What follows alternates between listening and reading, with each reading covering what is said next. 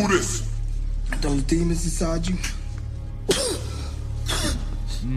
Let them go. Before it's too late. I'm dying. No way! I can't believe this! Oh no, man, come on. Oh no. Don't die on me. God damn it. Don't die. Fuzzy. Somebody did this.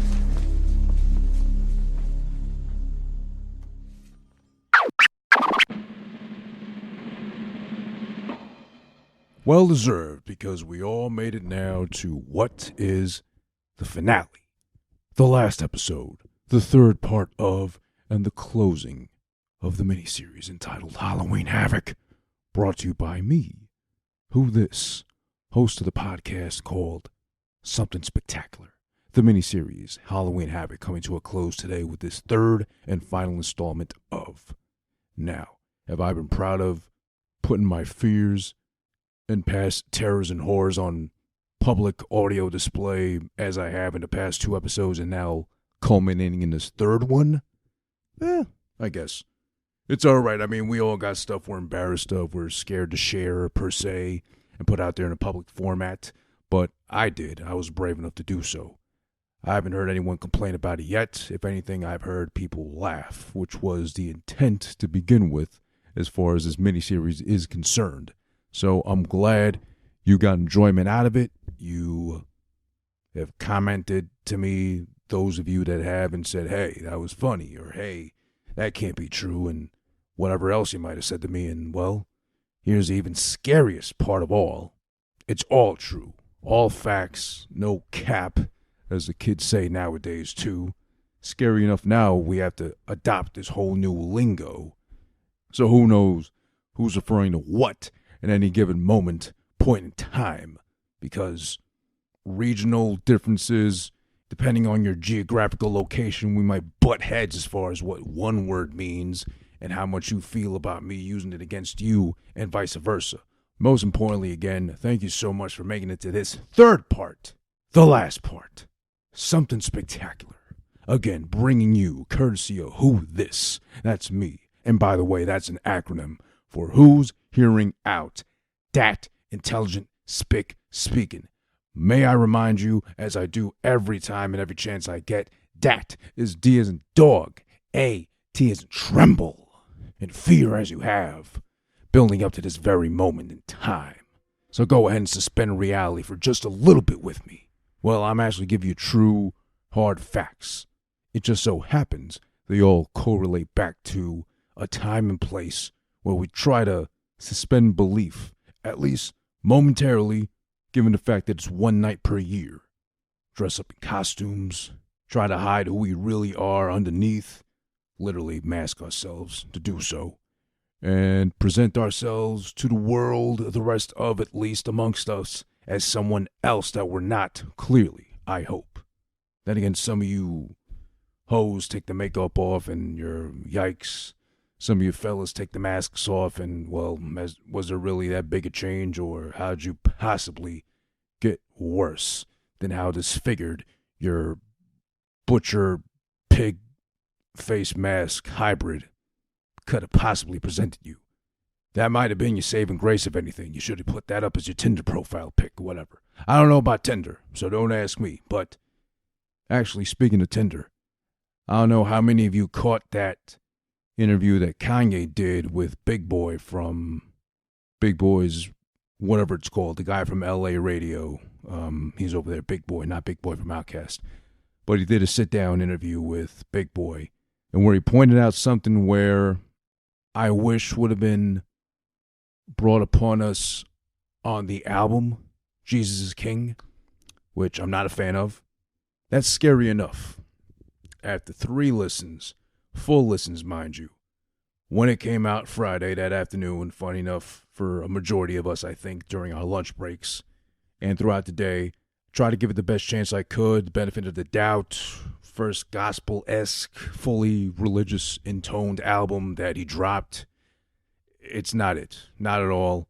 I don't like it. Like I said on my IG post, as far as my first initial reaction to the album, I wish I had a physical copy just so I can toss it out just so I could drop it on the ground, stomp the jewel case it came in. It's a lot of things, a lot of physical harm. I wish I could do it to a physical copy of the album. It's how much I openly and using this public format, I'll say I don't like it. It's not a good album. Am I going to judge you if you somehow loved it or enjoyed it so much where you can't help but openly express that? No, that's on you. That's for you to love and enjoy and be enamored with if that's how easily you're pleased. That is to the farthest of my extent at which I'll judge you. But it's not a good album. Not at all. Way too short. The whole vibes of or potential promise of having like an actual choir building up to something beautiful and majestic sounding as all the Sunday services or the glimpses of that we got until now. It's not on the album. It's more like we're talking to the Father in the body of the Son, completely lacking of the Holy Spirit. I didn't get a vibe. I didn't catch a mood. I didn't take anything away from this album besides the fact that he might have just been replacing much overdue and much needed therapy for the sanctity and the safety of, and for a lot of people, again, no knocks, no criticism, but for a lot of people, what they do and run and hide under the umbrella and the massive skirt of church or organized religion and try to lose themselves fully in that and have that as a scapegoat to what is otherwise reality or the harshness of the real world outside. Which, again, if you do so, it's fine. But it's so typical to, let's say, for example, like an addict of any sort, drugs, alcohol, sex, porn, whatever. They become so drastically clean and maybe potentially disgusted with how they lived before or how they were like knee deep in it beforehand, that when they get clean, they run to the thing that makes the most sense and become obsessed or addicted to that, aka church, or Jesus freaks, or fanatics of, again, just naming things off the top of my head, Jehovah's Witnesses, Mormons, whatever else may be out there, Scientology fanatics and all that. Which, again, as far as I'm concerned, you ask me, I'm spiritual. I'll take a little bit of everything that is as far as deemed to be organized religion, and at the root of it all, there's a belief system that comes from one entity, one higher being in power and such. They got a little bit of truth to all of them. But at one point, men that kind of take and lift what they can from it, taint it by altering the truth to their preference or their benefit, and then begins the mass brainwashing. So no religion is the one and only true way or path to God or enlightenment or a better lifestyle or a guaranteed true path to whatever. That's how I feel. That's what I believe strongly. That you'll never break or shake me free or loose from. That's deeply embodied in me. And I thank my mother for that, because when I was younger, at least, we went through a couple of different religious beliefs, her trying to find the truth, being involved in a very toxic, violent, emotionally disturbed relationship with my father up until he up and left and decided to. Thank God he did. Trying to find, relief and solace in religion, which I don't blame her, even till now, looking back on it, as old as I am now. I appreciate it because we got so many different angles of what the truth is according to from those groups of people to be able to take in and make our own, I guess, come up with our own disposition of how we choose to live. So I'm proud of my mother of doing that, for having the open arms and open mind and spirit, most importantly, to do so. I guess experiment with the spiritual aspect of a life. So same thing too with her. She's done a lot of reading. She's well versed. She knows the Bible pretty much in and out. She's not a fanatic of, but she refers back to it. She uses it ever so skillfully and wisely as a go-to, like a reference point, like I guess nowadays, speaking online terms, like a Wikipedia of sorts. She can correlate that to a lot of the books she's read stemming back to religious beliefs, stemming back to she's able to relate back to the Bible without coming off as preachy.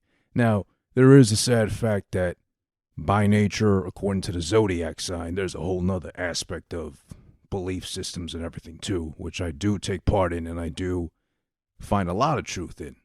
There's the whole zodiac. By default, she's a Gemini, I'm a Virgo. We butt heads, and boy do we butt heads. That is the one thing we always kind of found solace and was our common meeting ground, was spirituality. You know, getting to that next level, that higher plateau, kind of like that place where you're at peace at most with yourself on the inside. Now, if you know me, I can get kind of like, I wouldn't say like angry, I wouldn't say upset, I wouldn't say like a bad guy or anything like that. I'm not that. I'd say I'm more impassioned about things. I'm more like, I like to get to the nitty gritty. I like to delve knee deep into what I'm doing and how I'm feeling. So I'm an open book kind of guy. I wear my heart on my sleeve, as they say. I don't really tolerate or put up with too much of the bullshit. So I'm up front with things. To a fault, because that's where me and my moms would really butt heads a lot, and just she's overly sensitive, takes things the absolute wrong way. It'd be something simple as, or again, our most frequented argument. I try to point things out to her like, you can't think that way because what if you were that person coming from this angle, coming from this background and upbringing, et cetera, etc. But then she's stuck on how she views things. It escalates. It kind of gets heated a little bit too, without it really meaning to get to that point. But then if she's so stuck in her ways, I'm just trying to tell her, hey, just loosen up and open up a little bit and think about it from this angle. Then she's like, no, it can't be. That's wrong, whatever. Then I say something like, oh, well, that's stupid of you to think that way. And then she takes it as, oh, you're saying I'm stupid. How could you? You don't talk to your mother like that. I said, no, you said something stupid.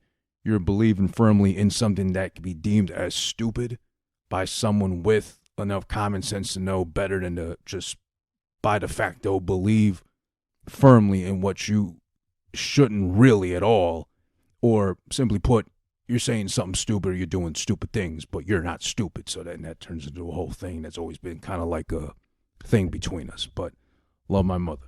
And thankfully she's exposed me to like different, again, belief systems, different aspects and realms of spirituality, a lot of literature, and just being able to be as open-minded as I've been, at least in that sense, thank God, or not feel so succumbed to having one set in stone, cemented belief system, which again, if whatever you believe in is whatever you believe in, you're not right and you're not wrong for feeling that way. So long as you feel and get something that's of use for the rest of us. And god damn it, it just turned into a whole review off of that goddamn album. Well, and goddamn, it's holy shit. Literally, pun intended. Jesus King is not it. If I had to name something I absolutely fuck with or like, I mean, follow God. The beat is cool. The flow is like, he didn't take any risk on this album. That's what he's done with every album up until this one. I guess 808 and Heartbreaks was the one where he really took a risk and really did what no one else was doing. It worked because it was him genuinely, what he was going through at that time and how he wanted to openly express himself and being an emo rapper. I guess he opened the floodgates to that. So he did that thing. Reinventing himself with whatever came after that. I forget the chronological order of the albums now, but forgive me if I don't remember immediately. Actually, fuck it, let me look it up. But, point is, I'm trying to say, he took risk with, 808 and Heartbreaks. That was a risk. It was different. It was out there. It was how he felt at that point in time in his life, whatever was going on. He put it out there and it worked because it was emo rap in its very infancy, gave birth to, Cuddy, Drake, whoever else is out there that does a style similar to his, and made it open and accessible enough for everybody to do their thing on it, which led to everybody just being okay with having a down day instead of just rapping about whatever doesn't really make sense. Or, what we've heard rapped enough about like so many times where it's like cliche. There was that one. One of my personal favorites. I don't know if it's my favorite one of his. That still goes by default to Dropout, the debut album. But close second is definitely Dark Twisted Fantasy. Stuck more to the formula of what we got from Graduation, Late Registration, and Dropout as far as actually him rapping. But it was still him. It was still Kanye's stamp all over the project. Even though the accompanying film, even though it incorporated all the music from the album in it, was absolute trash, it was beautiful trash. It's kind of like that movie, The Room. It's so bad it's good.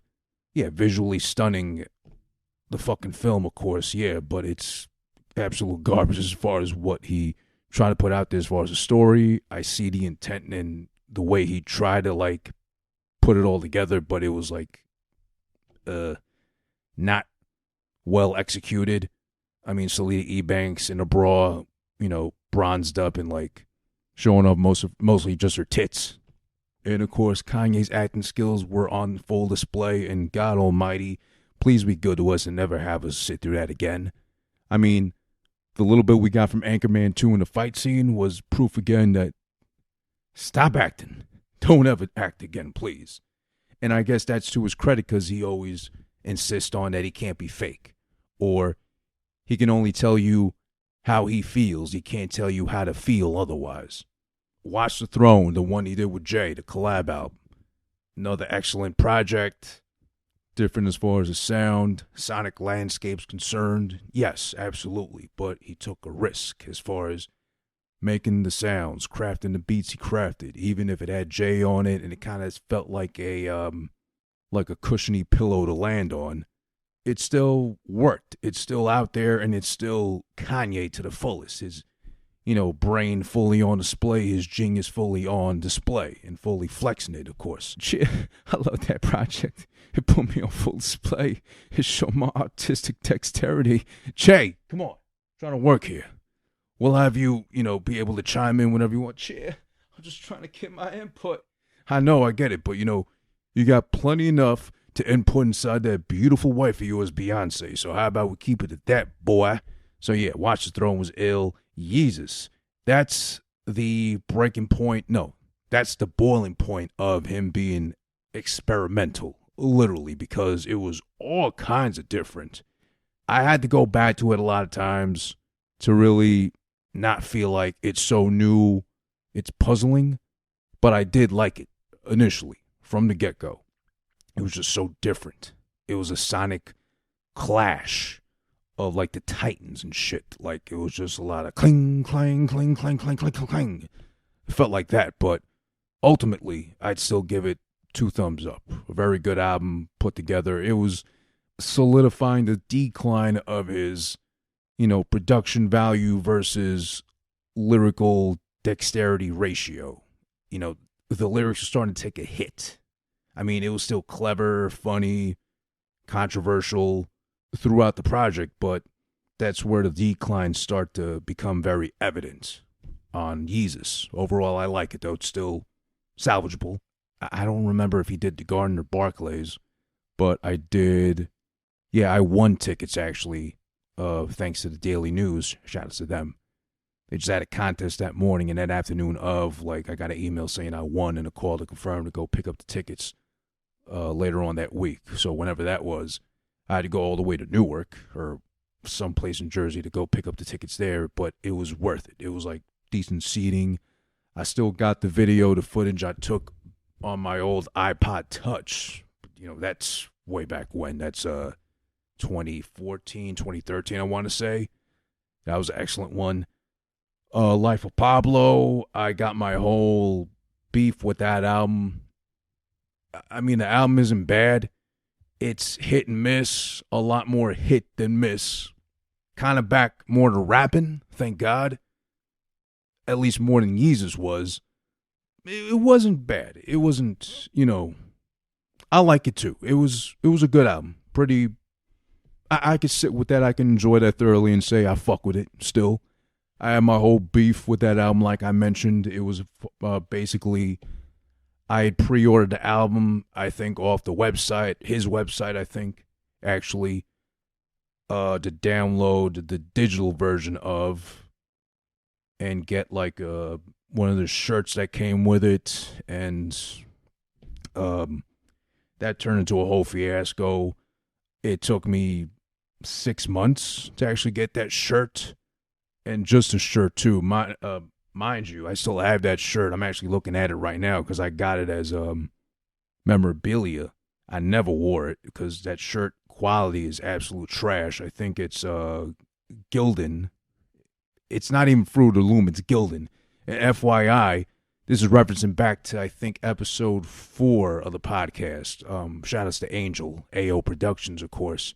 His sweatshirt of his brand of clothing, AO, I mean, still one of the most comfortable things I've ever worn on my flesh, pause.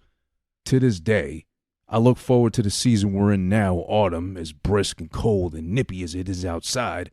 It's a pleasure for me to wear that fucking sweatshirt because it's well put together, it's well structured, it's comfortable. I'm actually about to wear it now once I'm done with this episode to head outside. I forget the brand he used, but he actually broke it down as far as the material, the person he got the material and the sweatshirts from, the science behind it too, and how Gildan, or the brand that Kanye used to make the Life of Pablo tour t-shirts, was absolute trash.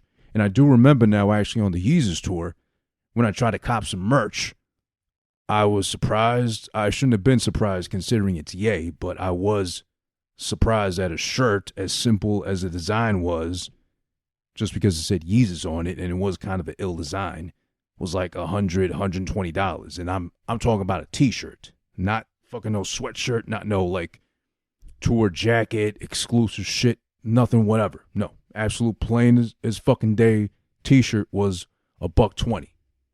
And when I was like, all right, fine, it's the last batch, tour's halfway done, I think, I'll never get another chance to buy this again, let me see if they got any of my sizes. They didn't even have my size. So when you're trying to upsell me to a fucking extra large, he's like, oh yeah, considering you might need this, he misjudged me, he fucking body shamed me, of course, this fucking old ass cracker of all people. He fucking tried to upsell me to 150. Oh, because this will go quick, considering you're big. And I was like, you cunt. No, I don't want it. Fuck you. I was asking for my size, and you could have just kept it at that. But now you turn into a whole thing where now I need to go fucking hit up the nearest weight scale to see if I actually put on that much weight like that. Goddamn. That was that shit. Yeah, Life of Pablo was all right overall. Then we get the Ye. I remember I took a day off from work because it was supposed to come out that Friday, part of that Good Friday, fucking Good Music Friday album releases he did a year ago. That was one of the albums that actually dropped on the Friday intended of, instead of like a week later, 2 days later, whatever, with this, finishing touches bullshit he's been pulling on us for so long now as a tired and old excuse. Ye was okay. More proof of not so much risk-taking, but Ye's take on the music of now, which is the popular sound, trying to adapt and evolve with it, but still had his sound, his stamp of Ye throughout it, so it wasn't bad. I mean, Ghost Town is good. Whatever the opening track was it Violent Thoughts or whatever? I liked it because it was just different. It came out of nowhere, like left field. But you can tell like it was just a reach that kind of like sparked some controversy. I mean, tapping into his mental health and all that, how he was feeling at that point in time. I get it, but it was just a ploy, really. It was just like, trying to grab whatever sort of attention he can get from his open and willing despair, airing his dirty laundry, per se, how he's feeling, which isn't bad, which Not at all. In no sense of the word is it bad to do so, but how much of it was legit versus how much of it was actually something we could kind of take from as far as listening to the album's concerned. I felt it throughout, but I think it was kind of blown out of proportion. So, yay, was okay.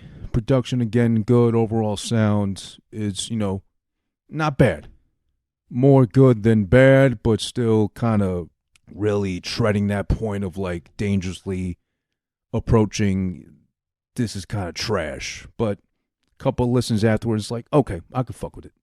Now we go into the other release during the Pleasantly Surprised by, and an excellent album throughout, Kids See Ghosts, the collabo joint with Cudi. Absolutely loved it. Start to finish. My only, disappointment was that it was so short. I really wish it would have lasted longer. Could have gone on a bit longer. Some songs could have been stretched out to maybe just one more verse. Maybe just let the loop ride out a little bit on the production. It's things like that. Ghost Town Part 2 with Ty Dolla on it was and still is my favorite song on that album, and probably one of my maybe top 5 Kanye songs of all time. Cudi sounds like a brand new man, reborn literally as he intended to sound on the album. All fingers crossed, with all signs pointing to eventually Kids See Ghosts Part 2 will come out, which I think should have been the next album from Ye, not this piece of shit we got now, Jesus is King. Yeah, I feel so angry and so let down and so distraught about this album. It's not good. Again, like I said, the only tracks I tolerate and would go back to on Jesus is King, I'm talking about, is Follow God. I fuck with it, Track 3, Follow God, is the one I'm talking about. I like the beat. The sampling is cool. I fuck with it. He's rapping kind of nonstop, kind of like, it sounds like those one-winded take verses that like Pun would have pulled off or whatever. But even with that, it sounds lazy. It sounds like kind of phoned in. It sounds kind of like pasted in. So this is why I look at the album as like, couch/lazy gospel. There's like no real compromise behind it. It's like I just so happen to find my, recluse, my sanctity in Jesus, more so the church, because the church does emphasize Christianity, Jesus, as King and Savior. But I think he emphasized too much on the church aspect of it instead of actually Jesus being the one to save your ass. Because I don't get no compromise. I don't get no validity from, I don't get anything that would make me feel different. Because, Kids See Ghost may have had that intent as an underlying tone, underneath, excellent production, great songwriting, courtesy of Cudi and Kanye together, and whoever else might have had some input on it too. Now, am I saying Kid Cudi would have been the saving grace of Jesus is King? Maybe that's what I'm saying. But something was sorely missing from this one right here. Kids See Ghost again was like unintentionally like feel good, gospel-y, uplifting. Like I felt reborn from Reborn. Fire was just that fire. It built up like some fire inside me, emotionally, internally. Ghost Town Part 2, I remember when the fucking album dropped, clearly, because it was one of those moments in time where music really connects and kind of paints the vivid image of where you were when you first heard this song and fell in love with whatever. I was in the fucking shower, rinsing out the conditioner out of my hair when Ghost Town Part 2 came on, and the whole fucking chorus of I don't feel pain anymore, coming in, blaring as it did. The sample was fucking perfect for that beat. Ty Dolla, his vocals getting layered on top of each other, and that having done as the fucking choir, the gospel preaching, I'm free. There I go singing again. But yeah, that was just beautiful. It made me stop what I was doing mid-rinsing of the conditioner in my hair and I was looking at my phone because it was playing off my phone, but look at my phone and be like, this is beautiful. Like, this is just fucking a gem. People going through something right now, and I was going through, out in the open with it, I guess, fuck it. It is horrors and terrors of depression, pretty much still. As I gone through with years and years of said depression, it was like, this shit gave me new hope. I felt real good listening to this album, Kids See Ghosts, I mean. And the whole thing was just throughout, just beautifully put together. Like, there was real love put into it. And again, there was the unintentional feel-good factor of it, but there was actually compromise. There was actually, like, the Holy Spirit was embodied in this album without that being in the intent whatsoever. There was soul to it. There is no soul in Jesus is King. It's vapid. It's empty. It's lacking of the Holy Spirit. Again, it seems like he just found a group of people, and I'm not saying this towards the choir folks he got on the album or he's been doing the Sunday service thing with, but it feels like he just got in good amongst a group of people who just so happened to find him in solace and despair, took him in, read him a couple of things, and now he's like fully entrenched and hooked onto this teat, proverbially, of course. You know, he's got those tits at home, Kim's, of course. He should be having fun with those, and why would you be depressed with tits like that, an ass like that, a face like that, waiting for you at home? But again, I digress. It looks like he just found a group of people that took him in. He latched on to the proverbial teat of the sanctity of a couple of passages that really spoke to him and had him feeling deep in his feelings that, okay, this makes sense, or this is where I should go. But didn't really go past that, or didn't really get the bonding or the moment of where it all speaks so clear and rings so true to you to progress to the next thing, per se. So there's no engagement, there's no compromise, there's no locking on to, like, everybody else felt this, I'm just kind of joining in because I see where they're going with it. But they all had their moments of waking up to it. Or, this is God, he's all powerful, I accept his son as a savior and Lord in his image. Here's my Holy Spirit uprising and uplifting and becoming who I am and embodying me fully. There's none of that there. It's like he skipped a step. It's like he took a shortcut directly to God is good, the message is good, everybody should take it as is. Jesus is what I'll overemphasize throughout the album and use as a name that everybody can relate to, but I'm just using it because I didn't directly feel nothing from any of this. And it hurts to say that because you can see, of course, from obviously Jesus Walks, from every album he's done till now, there is that theme running its course. It's like embedded throughout his sound, his songs, his albums. It's there. But it was like forcing out something that's been so au naturel about you. You didn't really have to, like, force it out of you.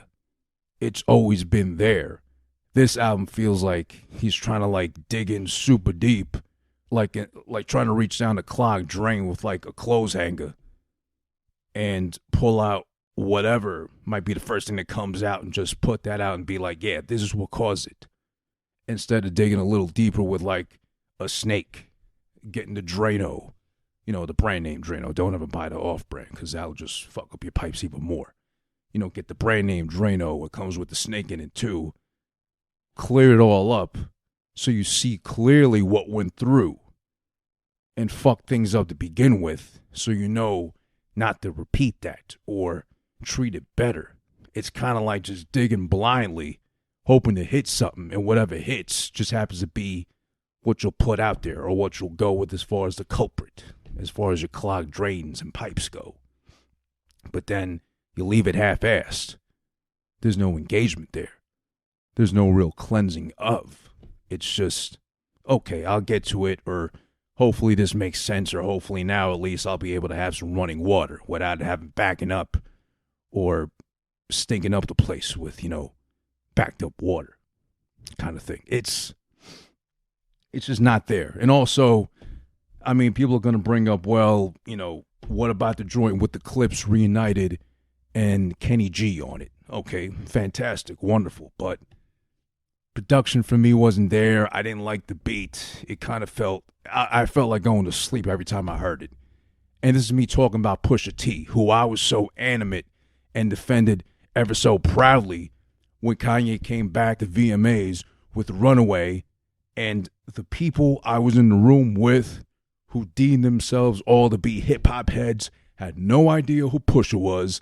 All they said was, and I quote, "Who's the guy in the gay-looking salmon suit?" Pusha T, of all people. But, I mean, and of course, as great as it was, and I think Malice might have been, or excuse me, No Malice, helped him with the lyrics on this album, which would make sense because he's now I never know how to use the proper term. Is it pastor, reverend? Forgive me in advance, but he's a holy guy now. So he would know about holy context and spiritual references, of course. But it just wasn't there. It was great to have him back on one track, both of them together, for the sake of Ye. Kenny G too, plugged into the mix and part of the formula, but it just didn't work. It's like the cake fell flat. It's like, you know, you put the fucking toothpick inside the cake to see if it was ready. It didn't come out squeaky clean as it should, as I understand from actual bakers, to know that your cake is ready. You were just worried about the buns getting their glaze, and you said, fuck it, we'll just, you know, do it now. Here's what they get. If they like it, great. If they don't, well, we'll just tell them it was a bad batch.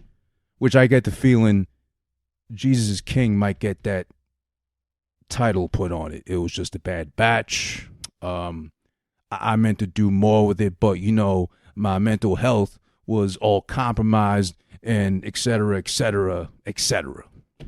I got that really bad feeling. Now we're supposed to be getting Jesus is Born.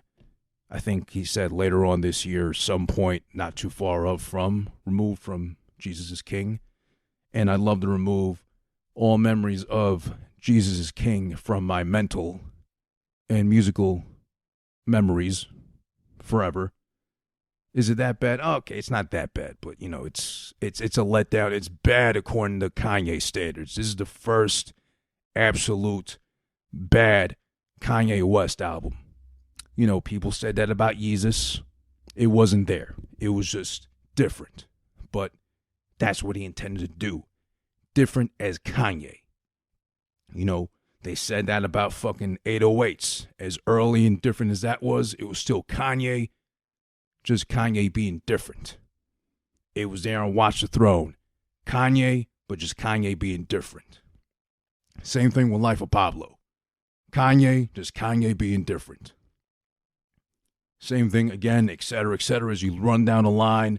Ye, Kanye being different. Still Kanye, though. Kids See Ghost. Again, same thing. But this is the first time where he went safe. He put it out there just to put it out there. I don't believe the shit now about final mixes, finishing touches, last minute fucking rebuttals, turn this knob to the left instead of the right on this track to see how well it sounds or how different or what we might get out of it, whatever. No. This is just him trying to be like, I think at his core, this is lazy. This isn't really me, but this is what I think people want from me to get some vindication, to justify how crazy I've been looking as of late. He has been looking crazy in these last couple of years. But then again, that's Ye. We don't tend to understand him in time, but in due time, he makes sense. Not with everything, of course, but a lot of things he's like spoken into actual existence, it seems like. But it just seems like more the case of Kanye kind of jumped the gun on things before they actually became truth or fact. It just so happens to be. He's like ahead of his time with a lot of things. But again, final synopsis, I don't like this album. It's not good. Not good at all. I mean, terrible, bad as far as Kanye standards are concerned. Overall, as an overall album, it's still not good. No. This is an abomination. This is the abominations of, well, thank God this hasn't come out. Well, this is an abomination. Just like he said on Power, I was deemed the abomination of Obama's nation or whatever. Well, we live under Trump's, well, right now we're under Trump's reign. And this is just as stupid as everybody trying to impeach Trump now at the very tail end of his first term, because things are looking like he could get a second one. I don't get political on here because that's not my bag. And to be honest, dead ass as I am, and I try to be in everything I do and approach, I don't care for politics. Has he been bad? Has he been terrible? Or a dictator? An evil entity as he's been painted to be? I don't think so. Should he have been president to begin with? I don't think so. No political background. No, not his field of expertise. And worst of all, he's from Queens, so that makes Queens look extra bad. But that's, that's more of a vanity factor in this case for me. But, I mean, listen, it's just a matter of people will point out things that Obama did or didn't do that were worse than what Trump did and didn't do as well. My takeaway from Trump would just be, has he done much to really deem worthy cause of, like, being a bad guy, being a good guy in disguise, on the low, whatever? I don't know. That's why, again, I don't touch those things and I leave it alone because I don't care. Honestly, I stay uninformed purposely because it's not my battle to fight. I don't care. AOC at first seemed endearing. Now every time she opens her mouth, she's just more annoying to me and more embarrassing to have represent New York. That's just me again, personal opinion. But trying to get Trump out of office now towards the very end of his first term, and let's see if he gets a second term or he runs for it, seems like, the old running gag of when your mom left you early on Saturday, house to yourself, you're going to, depending on the age, you're going to play video games all day. You're going to just binge watch, cartoons or eat all day, or as you get older in the awkward teenage years, if you're not necessarily bagging pussy like that, you're just going to beat off all day and, X porn, X videos, Pornhub, whatever you have, whatever your bag was. You were doing that all Saturday as a given fact. Actual factual. But then when mom comes home and gave you the only task of clean the house and take the chicken out the freezer, this seems just like that. You let him run loose, do his thing for so long already. It's like America said, hey, don't forget to take the chicken out the freezer. When I get back, take it out by a certain time so when I get home, it's good and ready for me to just do my thing with. Now, we're acting like trying to get him out of office. Now is taking the freezer out at 3:59 when mom gets home at 4 o'clock, or not even, because you're that lazy. You waited until you heard the keys locking into the tumbler to unlock the door, and that's when you're like, oh shit, the chicken. Just the point I'm trying to make, That's what I got from Jesus is King. Lazy, slapped together, gospel was like the one realm I didn't explore like that, so why not go that route and see what hits and what sticks? I don't appreciate it. I don't like it, and I can say this with the utmost assurance. If I see you walking down the street, and even if I know you, even if I respect you, I commend you, I speak highly of you to other people, if I know that you loved and praised this album, and I see you walking down the street, do not look in my direction. I hate you. I don't understand you no more. I'm going to not even glimpse at you from the corner of my eye. I'm going to simply wonder, because I know your presence is there, unfortunately. And I'm going to wonder inside my fucking head, who hurt you? Who beat you? Who gave you brain damage enough to like something this garbage? I mean, I don't care what fucking dialect, what language you speak.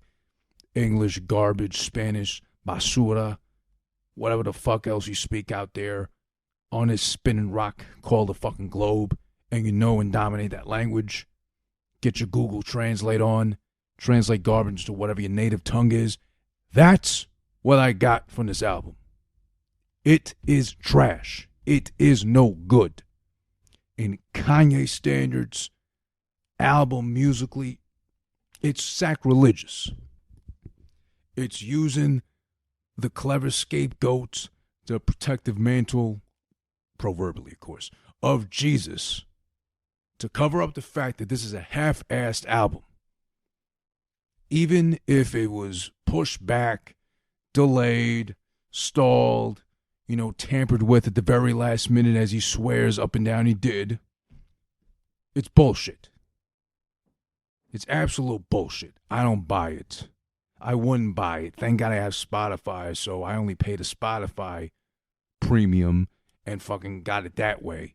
Because otherwise, again, I would have gladly bought a physical copy and done all sorts of physical damage to it. If I respect your musical taste, savvy, and or opinion, I'm going to wonder out loud what's wrong with you. I'm going to question our friendship and the validity of it if I find out that you praise, you sing the praises of, you call this his best work in years, or, God forbid, his best album. Now, if you're religious and I know it, I might go, maybe. I might question that still, but I'll be like, benefit of the doubt, okay, you're kind of stupid, but in the name of the Lord, I forgive you as he has all of us too, as are we his children, brother, sister alike, blah, blah, blah. But I'm going to severely doubt your legitimacy to being deemed a human being. You're subpar, you're an underling, you're a bottom-dwelling, feeding, scavenger, rat, vermin, rodent, insect, peasant. You're no good. You eat from the bottom of the barrel. Fuck you. I don't respect it. I don't respect this album. I wish this album was a physical, tangible, living being, so I can sit perched on that Batman tip, pause, from a distance. No Joker movie retelling the origin tale of, I mean you, solely you walking down a dark alley and throw the nearest, sharpest object I could find. If I can afford a ninja throwing star, I will gladly make the purchase and lodge it at your throat, and as you lay down there, flat back on the street, cobblestone, cement, brick, whatever, as you lay there gasping for air while air transitions out of your bleeding, shooting blood, preferably jugular, I will stand above you and I will lock eyes with you, referring to this album, of course, and watch you die slowly and painfully. This is sacrilegious. This is an excuse to pump out Jesus, as he's referred to and made music for before, and said, hey guys, here you go, in the name of Jesus. No, man. This is a dirty play. This is foul. This is wretched.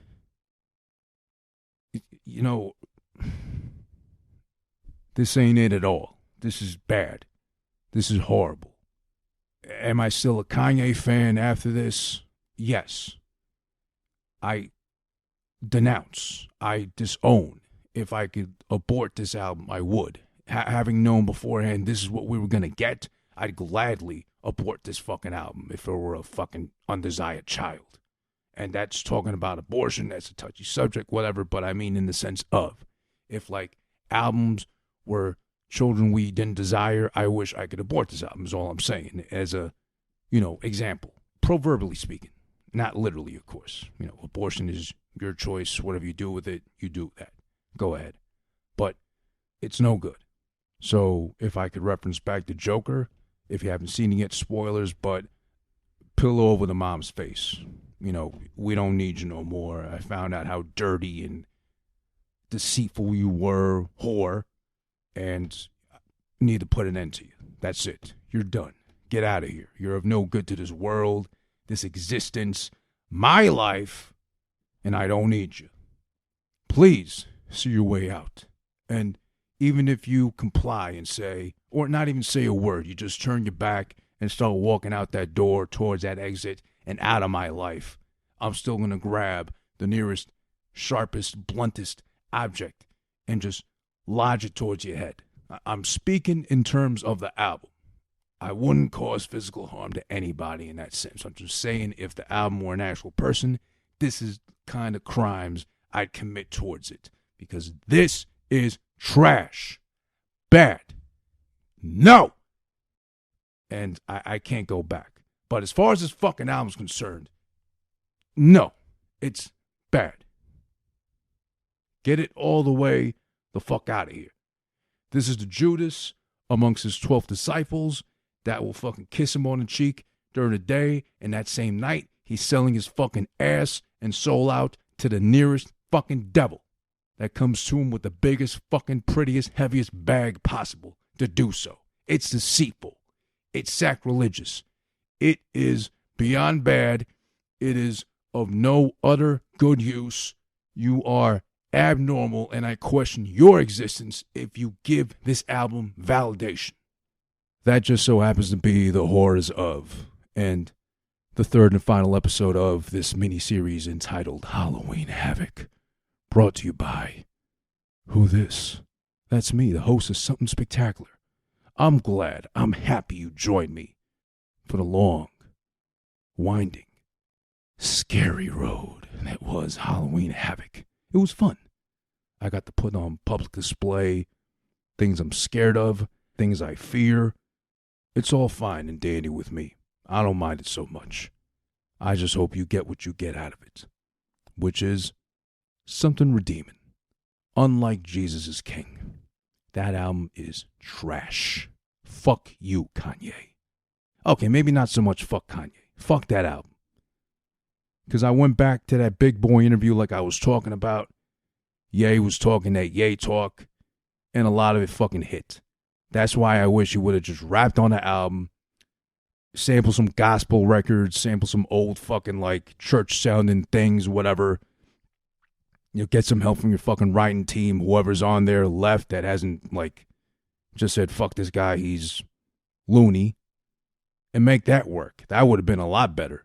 Or actually find some validity to your claim to being, you know, reborn or so into God right now, so finally tuned into him now that you can actually make something work out of this. But this fucking album wasn't it. It was absolute trash. Fuck that album. All right. Something Spectacular again. Who This, the host. Thank you so much for tuning in. This is the last episode again of Halloween Havoc, the epic mini-series.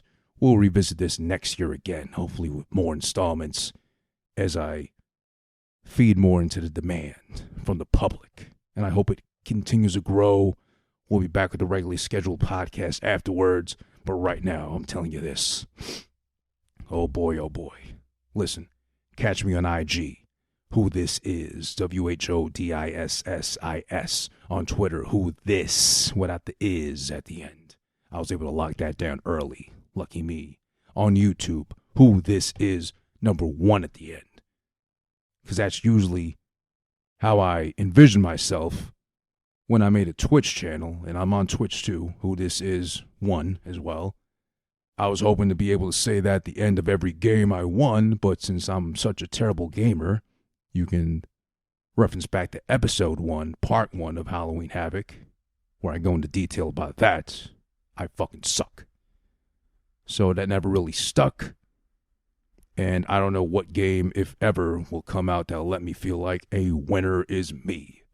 But okay, fuck that too. It's okay. I'm still a winner in my own eyes. Who This, of course, again, Something Spectacular. You can catch the podcast on SoundCloud, Audio Mac, Spotify, iTunes, duh, of course, where it all started, and on Google Podcasts as well. I'm still exploring new, varying platforms to get the podcast going on and listen to from. YouTube soon. YouTube, because I know a lot of you are actually on YouTube and actually listen to your podcast that way too. So I'm going to try to cater to you guys best I can. There's too. Got to pick up that call and get that bag ready to get this money and sponsors and all that prepped for me. Of course, I need it. I'm not crazy. Get that duck out of here. Fuck you. Bow. You can fucking die, bitch. Just like I wish his album would fucking die too. Take this away, if you must, from each episode from now on. Parting words, I leave you with the following. You look life dead in the eye, and you utter these simple but well put and meaningful words. Dame masa. That's right. Dame masa. Give me more. Literally it would mean give me more of the dough. As in Frankie's preference of woman, which would be give me more of that fat. No, give me more of that fat girl, because you're a fat girl. But still, dame masa. Give me more life. I can take it. I can handle it. I'm grown. And boy, oh boy, girl, the way you're looking, I'm just going to keep on growing. Dame masa. And also, let's try to be assets, not assholes. We got enough of those running around on this planet, and all of us have been blessed enough to have one too, right in our backside. But what we don't have enough of are the assets in life. So let's try to be an asset to one another. Something Spectacular, Who This, Halloween Havoc has now ended. Thank you so much for tuning in, and continue to do so.